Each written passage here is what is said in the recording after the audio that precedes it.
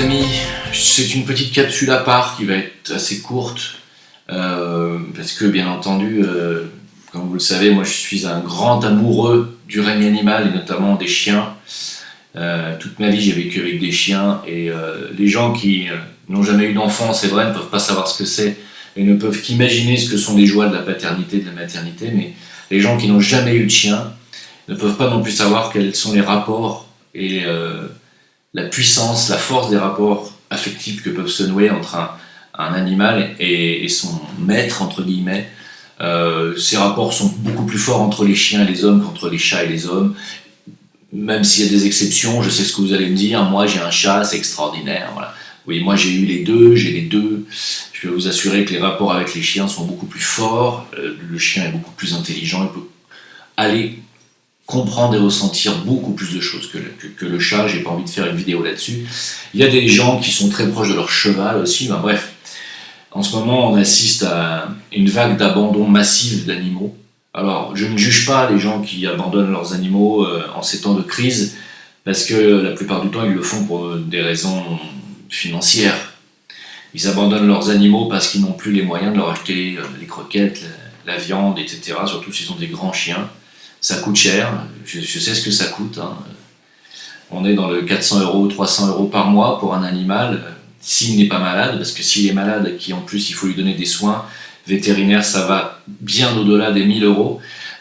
Malheureusement, les vétérinaires en France ne font aucun effort, hein, ne font vraiment aucun effort. Hein. C'est vraiment, je le dis, si jamais il y a des vétérinaires qui m'écoutent, vous êtes extrêmement cher. Il faut quand même que vous le sachiez. Alors certes, il faut rentabiliser vos études, votre cabinet, etc. Mais vous êtes extrêmement cher, extrêmement cher. Alors, par rapport aussi, il y a aussi des gens qui abandonnent leurs animaux, non pas seulement pour des raisons financières, mais aussi parce qu'ils ont peur. Ils ont peur que les animaux leur transmettent le coronavirus. Alors sachez que, effectivement, Attendez, laissez-moi finir ma phrase. Que, effectivement, le coronavirus existe pour les chiens, qu'il y a aussi un coronavirus félin, il y a un coronavirus bovin. Ce ne sont pas du tout les mêmes symptômes que pour l'homme. En général, c'est surtout le nez qui coule chez les animaux et des difficultés respiratoires. Ceci dit, comme ils ne se plaignent pas, on ne peut pas savoir s'ils ont des migraines. Mais ce ne sont pas des souches virales qui sont transmissibles à l'homme. Voilà. J'en veux pour preuve, allez voir sur ce site que j'ai déjà cité, le laboratoire Merck Animal Health. Ils ont déjà les vaccins pour les coronavirus bovins, canins et félins depuis des années. Hein. Et donc, ce ne sont pas des vaccins qui fonctionnent chez nous, car ce ne sont pas les mêmes souches de virus. Donc, ceux qui abandonnent leurs animaux pour raison de crainte de se faire infecter par leur animal pour le corona sont vraiment des abrutis finis. Ceux-là, il n'y a vraiment pas d'autre mot. Il n'y a aucun risque. Non seulement ils ne le peuvent pas vous le passer, mais vous ne pouvez pas non plus passer le vôtre. Voilà. Heureusement pour nous, il y a une barrière entre les règnes, et pas pour tout malheureusement, mais en tout cas sur le coronavirus, ça n'est pas transmissible de l'homme à l'animal, et vice-versa. Donc en ce moment, c'est une vague absolument incroyable d'abandon. La SPA est littéralement débordée. Je vous le dis honnêtement, je ne sais pas quoi faire. Et je n'ai pas les moyens de pouvoir donner à tous ces gens qui sont tentés d'abandonner leur animal parce qu'ils n'ont pas les finances pour payer tous les frais que coûte un grand chien, par exemple. Je ne sais pas quoi faire. Est-ce qu'on lance une cagnotte ? Est-ce qu'on va être sûr qu'ils vont se servir de cet argent récupéré par une cagnotte pour acheter l'argent à leur animal ? Qu'est-ce qu'on fait, je veux dire ? Est-ce qu'on fait un resto du cœur spécial animaux où on va distribuer aux gens que des produits animaliers ? Ça serait plus intelligent, certes. Est-ce qu'on pourrait faire quelque chose ? Je lance l'idée, car je sais que c'est une déchirure aussi bien pour l'homme de se séparer de son animal parce qu'il n'a plus les moyens, que pour l'animal de se retrouver abandonné. Hein.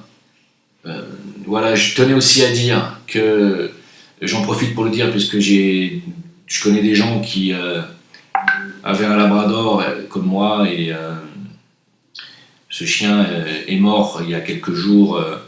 Ils l'ont laissé mourir chez le vétérinaire. C'était un chien adorable que je voyais toutes les semaines et qui était en fin de vie.